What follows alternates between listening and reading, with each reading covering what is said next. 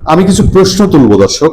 সেই প্রশ্নগুলো তোলার আগে একটা খবর একটু নজর দিয়ে নিই। দেখেন, মিছিল নিয়ে তেলের পাম্পে ইওনোর উপর হামলা, অস্ত্র ছিনিয়ে নেওয়ার চেষ্টা। কি হয়েছে ঘটনাটা? পঞ্চগড়ের দেবীগঞ্জ উপজেলায় নিবন্ধনহীন ও ড্রাইভিং লাইসেন্স না থাকায় দুটি মোটরসাইকেলের চালককে মামলা দেওয়ার পর তেলের পাম্পে দায়িত্ব পালন করা উপজেলা নির্বাহী কর্মকর্তা ইওনো সবুজ কুমার বসাকের উপর হামলার অভিযোগ পাওয়া গেছে। এ সময় ইওনোর নিরাপত্তার দায়িত্বে থাকা আনসার সদস্যকে মারধর করে তার সরকারি অস্ত্র কেড়ে নেওয়ার চেষ্টা করা হয়। এ ঘটনায় ওই আনসার সদস্য আহত হয়েছেন। তাকে উপজেলা স্বাস্থ্য কমপ্লেক্সে ভর্তি করা হয়েছে। শনিবার দুপুর 12:30টার দিকে উপজেলার ভাওলাগঞ্জের মেসার্স জান্নাতুল মাওয়া ফিলিং স্টেশনে এই ঘটনা ঘটে। পুলিশ ও স্থানীয় সূত্র যেটা জানায়, সকাল 9টা থেকে ট্যাগ অফিসার, পুলিশ ও গ্রাম পুলিশ সদস্যদের উপস্থিতিতে তেল সরবরাহ করা হচ্ছিল।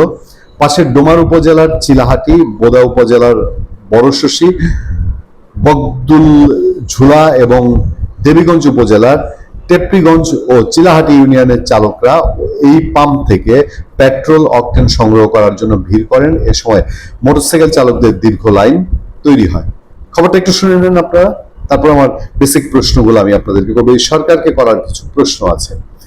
দুপুর 12:30টার দিকে তেলের সরবরাহ কার্যক্রম পরিদর্শনের জন্য পাম্পে যান ইওনো সবুজ কুমার বসাক।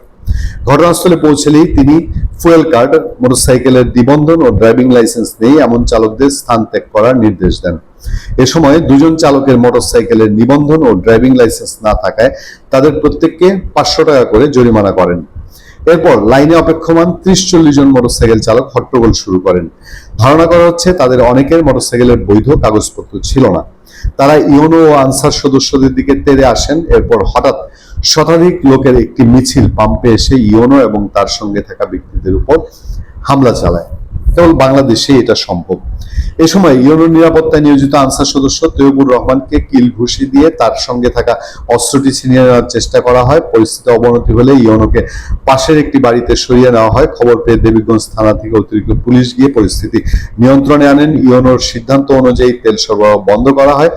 আহত আনসার সদস্যকে স্বাস্থ্য কমপ্লেক্সে ভর্তি করা হয়। মানে রীতিমতো লঙ্কা কাণ্ড। আসেন আমি যে প্রশ্নগুলো করতে চাই। সারা পৃথিবী ভুগছে, মানলাম, সারা পৃথিবীতে যুদ্ধের প্রভাব পড়েছে। সারা পৃথিবীতেই আমরা অনেক সময় সরকারকে ছাড় দেই এবং আমরা নিজেদেরকে বুঝাই যে একটা যুদ্ধ পরিস্থিতি, এই যুদ্ধ পরিস্থিতিতে এই সংকট সরকারের ব্যর্থতা হিসাবে 100% দেখার কোনো সুযোগ নেই। কিন্তু প্রশ্ন ওঠে কিছু জায়গায়। দেখেন, এক পাকিস্তানেই কেবল ভয়াবহ বিপর্যয় ঘটেছে তেলের। বাংলাদেশকে ইউনূস গভর্নমেন্ট পাকিস্তান বানিয়ে গেছে। শেখ হাসিনা ক্ষমতায় থাকলে এটা হতো না এবং শেখ হাসিনা এগুলো ম্যানেজ করে ফেলতেন, এটা অনেকেই বিশ্বাস করে। এখন আমাদের দেশে তেল নাই বলে যা যা চলছে, এই যে আজকে দেখলাম কোন ইউনো নাকি ঘোষণা দিয়েছে যে লাইট ফ্যান চালানো যাবে না, লাইট ফ্যান জ্বালানো যাবে না। এই সরকার একবার বলছে ঢাকা শহরেও লোডশেডিং হবে, গ্রামে তো যাচ্ছে তাই অবস্থা। এই যে পরিস্থিতিগুলো আমাদের পেট্রোল পাম্পগুলোতে যা দেখা যাচ্ছে, এখন পর্যন্ত পেট্রোল পাম্পের নানান অনাকাঙ্ক্ষিত ঘটনায় একাধিক মানুষ নিহত হয়েছে। পৃথিবীর আর কোন দেশ আছে যেই দেশে তেলের এই ক্রাইসিসের মধ্যে এরকম পেট্রোল পাম্পে মানুষ মারা যাচ্ছে, ট্রাকের চাপা দিয়ে পেট্রোল পাম্পের কর্মচারী মেরে ফেলা হচ্ছে, বিদ্যুতের এই মহাবিপর্যয় দেখা দিয়েছে, তেলের দাম আকাশচুম্বী বাড়িয়ে দেওয়া হয়েছে, বিদ্যুৎ সাশ্রয় করতে বলা হচ্ছে, মার্কেটগুলোকে বন্ধ করে দেওয়া হয়েছে। মার্কেটগুলো বন্ধের ফলে ব্যবসায়ীদের কি নাবিশ্বাস অবস্থা সন্ধ্যার পরে বন্ধ থাকার কারণে, এটা ব্যবসায়ীরাই কেবল জানেন। এই যে এক একটা সিচুয়েশন, এগুলো কি আমাদের সরকারের দায় না? সরকার কি সারা বিশ্বব্যাপী যে প্রভাব পড়েছে এই প্রভাবের চেয়ে বেশি প্রভাবে আছে আমাদের সরকার? সেটা তো মনে করার কোনো কারণ নেই।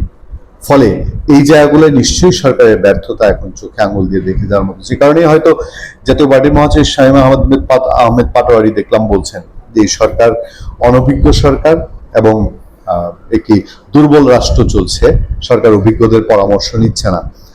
এই যে ঘটনাগুলো ঘটছে এগুলো তো সবগুলোই অভিজ্ঞতার ঘাটতি নাকি? ভালো থাকবেন, সুস্থ থাকবেন। আপনাদের সাথে আতিক রহমান, পূর্ণিয়া।